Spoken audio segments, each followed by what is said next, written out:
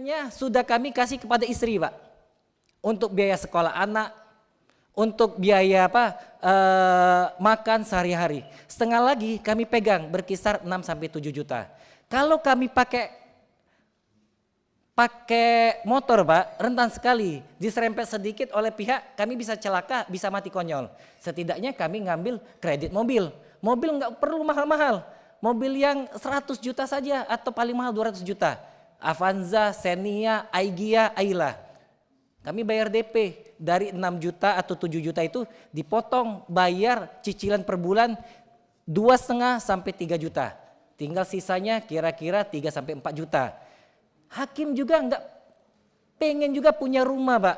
Enggak penting kami punya rumah yang mewah, punya rumah yang megah. Kami cukup punya rumah yang sederhana. Kami ngambil, Pak. Kami mengambil kredit di rumah, bayar DP, Pak, berapa? Misalnya 50 juta, mesti kami kumpulkan lagi duit 50 juta. Bayar per bulan 2,5 juta. Habis, Pak, gaji kami. Kami nggak bisa balik mudik ke kampung. Saya orang besar di Sumatera Selatan, Pak.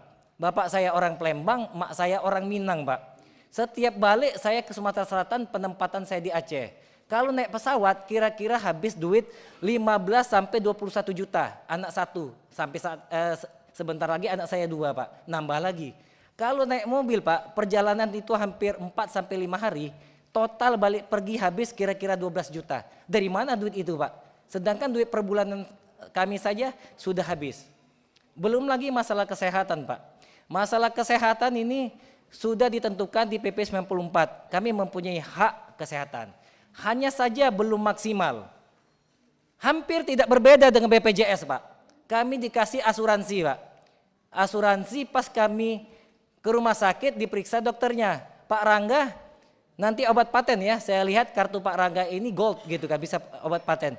Pas diperiksa sama dokternya, ternyata kartu saya itu hanya bisa dirembes pakai obat generik, Pak.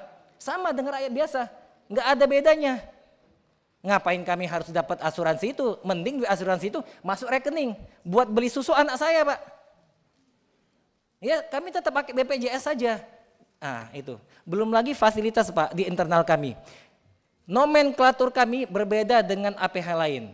APH lain mempunyai nomenklatur sendiri, tapi nomenklatur kami sebagai pejabat negara di Undang-Undang ASN maupun Undang-Undang Kehakiman. Hampir sama dengan Pak Cucun, hampir sama dengan Pak Wayan, hampir sama dengan Pak Bupati, dengan Pak Gubernur. Tapi, Pak, kami tidak punya mobil dinas. Diprioritaskan mobil dinas di kantor kami itu siapa, Pak? Pimpinan, ketua, wakil, habis itu panitra, sekretaris. Sedangkan panitra sekretaris itu tidak ada nomenklatur sebagai pejabat negara, hanya PNS. Bayangkan saja, Pak, hakim teman saya, Pak, ada yang naik sepeda, Pak, naik motor, sedangkan panitra dan sekretarisnya naik mobil. Bagaimana? Kami tidak iri, Pak. Kami pengennya kalau bisa semua pegawai pengadilan itu termasuk yang pegawai administrasinya dapat mobil semua. Pengennya kami seperti itu. Tapi jangan timpang, yang ini dapat kami nggak dapat, Pak. Nah, kegundahan, kegelisahan kami itu rasanya mendapat angin segar, mendapat air seperti di padang pasir yang gersang itu, Pak. Mendengar pidatonya Presiden terpilih, Pak Prabowo Subianto. Kalau tidak salah itu disampaikan di Muhammadiyah.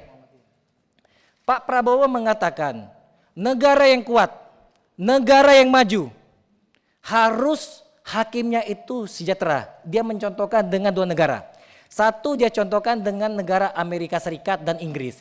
Di Amerika, di Inggris bahkan ketua Mahkamah Agungnya, Supreme Court-nya, Pak, fasilitas dan rumahnya melampaui Prime Minister-nya, melampaui presidennya. Kenapa? Supaya dia tidak bisa diintervensi. Supaya dia apa? Tidak bisa gampang jatuh dengan tawaran-tawaran dolar ditawarkan oleh para pihak. Supaya integritas terjaga dan amanah dari bapak-bapak ini agar kami menegakkan hukum dan keadilan itu tercapai. Nyatanya, Pak, nyatanya di kementerian-kementerian lain